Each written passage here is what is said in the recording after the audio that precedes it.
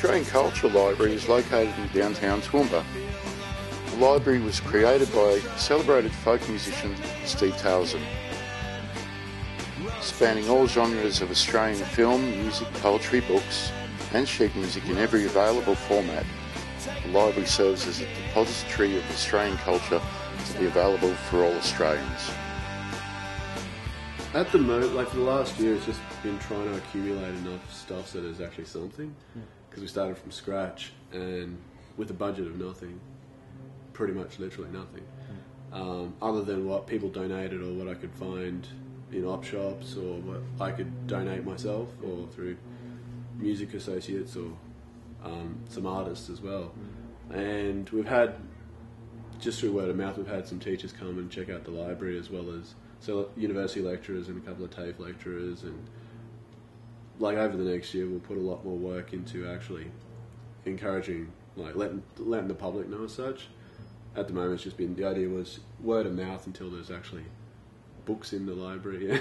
Stock on the shelves. Yeah, even things like we've got 2 TVs hooked up now, so and each of those is got a VCR and a DVD player, and shortly I'm hoping to have a record player, a cassette deck, also hooked up to each one as well, so people can come in and then sit down with some headphones and watch either like an old school movie that was never converted to DVD or digitally, or a DVD that was never like released like commercially. Like that, we've got Piss in the Ocean by Cameron Bourke, a doco on a guy from Rockhampton who was in the punk scene up there for years, and a couple other documentaries like The Damming of the Mary River, or the possible damming of the Mary River that fell through.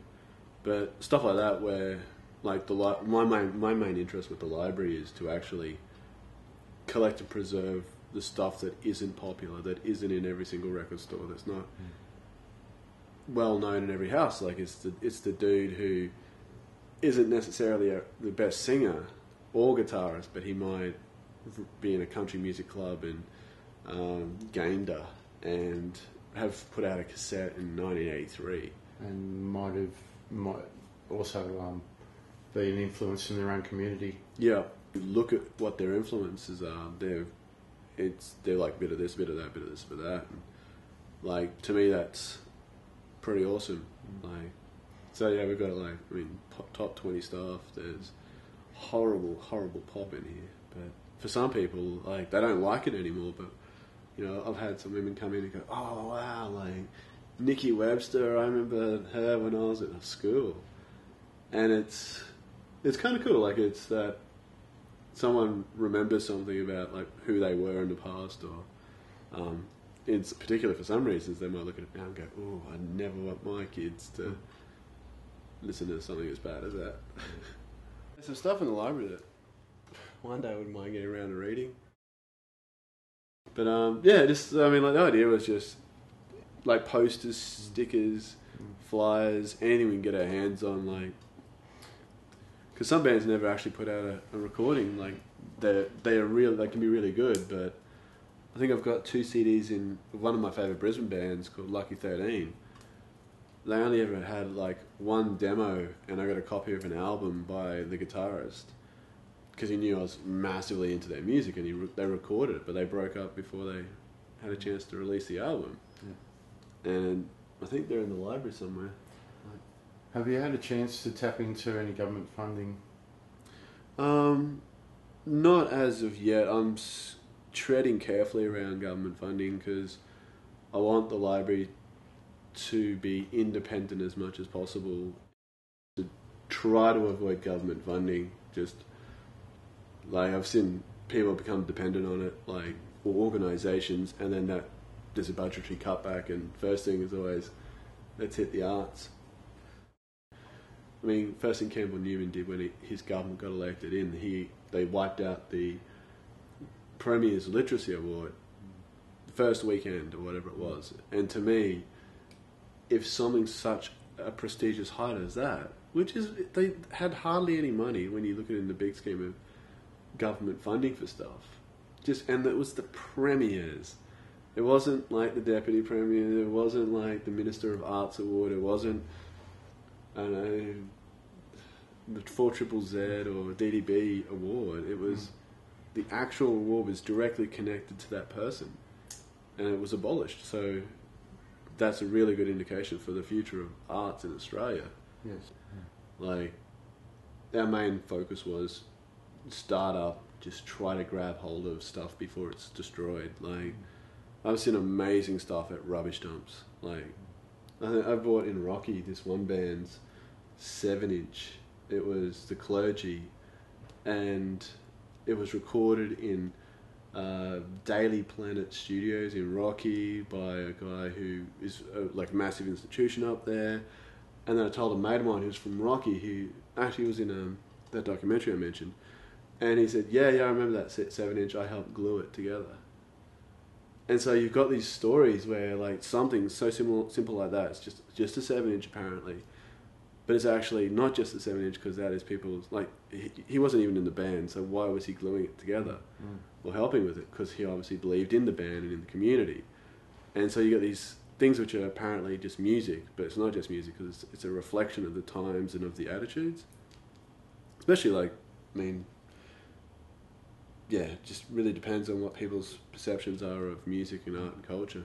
Music in the community, combine the community together. Gives a voice. Gives a voice. I mean, songs are all about stories, and if you're singing, like, I love songs with place names because it directly connects the story to a specific geographical area. I think Australian artists and musicians and anyone should just focus on making good art, because, like, when you look at the serious financials of anywhere in the world, the music and art scenes, like, if you've got to seriously corrupt your own music to try to get access to that market and not even break it, if it stuffs up, you're going to ask, who are you? Why did you do it? I mean, for some people it works, and that's, you know, if that's what they want, that's, you know, their choice. But the majority of artists don't make money. If they're lucky, they'll cover costs. Creating art, yes, we need good managers to fight for the rights of bands. We need good venues that fight for the rights of live music. We need, you know, good artist managers to fight for the rights of artists, so the artists get the best possible terms and conditions for everything they do. But how many people really want to fight as in, like, no, we're going to suffer for a couple of months because we're going to make sure we get treated better. Like, I always, like, if anyone wants to donate stuff, I just make sure that, like, my hardcore policy is not on hardcore music, but I have a strong policy, like, I don't want anyone donating anything to the library unless they want to and they've thought about it, because I can't afford to, like, literally I haven't got the time or the money or the energy to someone email me and say, oh, I really regret donating that CD. Like, just as long as people want to donate, and Wholeheartedly. Yeah, we'll take any kind of art, music, books, stickers, posters, badges, T-shirts, even newspaper articles, because, you know, the idea with the library is just to make sure we can kind of give credit to people. Like, when I catalogue stuff in the library, like, if there's, so if we're talking music releases, I catalogue the name of the artist, name of the release, the record label, what year it was released, so the ID number of the actual release, who was the producer, where it was recorded, who did the graphic design, who took the photos, who donated it, where they're from, how many copies we have, as much information as we can put on there, because quite often, you know, graphic designers don't get credited. People record CDs and they don't credit the engineer or the producer quite often. So it's something like, I mean, starting from there, I wouldn't then eventually mind if getting some other people involved over time to have a big couple of days where we just sit down with all the records or all the books or whatever and just catalogue as much information, so names of the actual musicians on it. So if there's a band, naming the people in the band in the catalogue, and just, yeah, all that kind of stuff, even every single song on that release. So it's really good you got some good support in the community. I mean, it's just whatever people can, like, support with. Like, we've had, like, 2 gramophone record players that work donated to the library. and a whole heap of gramophones, and we've had like TVs donated and a computer, which is cool because it makes it easy cataloguing in the library with a computer. People, like, a lot of the sheet music we've got, some of it, like, it was actually thrown out by the State Library to the Music Teachers Association of Queensland, which sold someone, a doctor at the Conservatorium bought a whole heap of it for the library. And there was this one which is from 1919. And, you know, apparently, like, the libraries are digitising stuff, but even still, that's a museum piece. Like, that's almost 100 years old. So where does the library stop and where does the museum start? Like, to me, it's these things like the sheet music and stuff is really important to collect. And newspaper articles, like, I bought one book from a Lifeline book sale of Ron Edwards' big book of Australian folk songs, and just bought it because it's a legendary book. Opened it up and it's autographed by Ron himself, and inside there's a newspaper article from 1977 from the Courier Mail when he released the book. Yep. So things like that, it's that kind of, I mean, you can have a book which is it's released at a set date, and everything before leads up to how we get the book. But then there's other things, like if someone's autographed it, then it actually gives it that personal touch. Like at the moment, we're still trying to get everything together. Like everything in here's been donated or I've bought myself for the library. Oh, that's good. It's good to see it all together and in one piece and well cared for.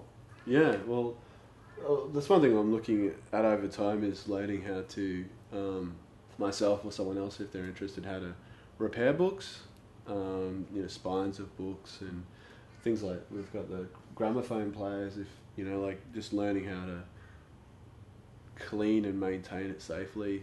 Same as like all that kind of just maintaining things and preserving.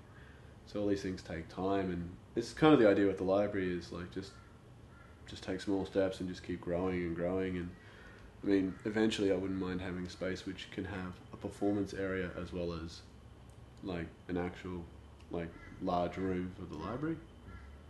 But that takes money and organising, and looking at doing like a benefit gig maybe every year or every 6 months for the library, just to help cover the rent for the space, rent and electricity.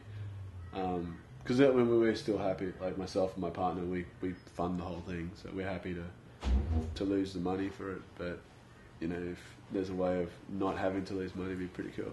Yeah. Take me home again, I'm on time.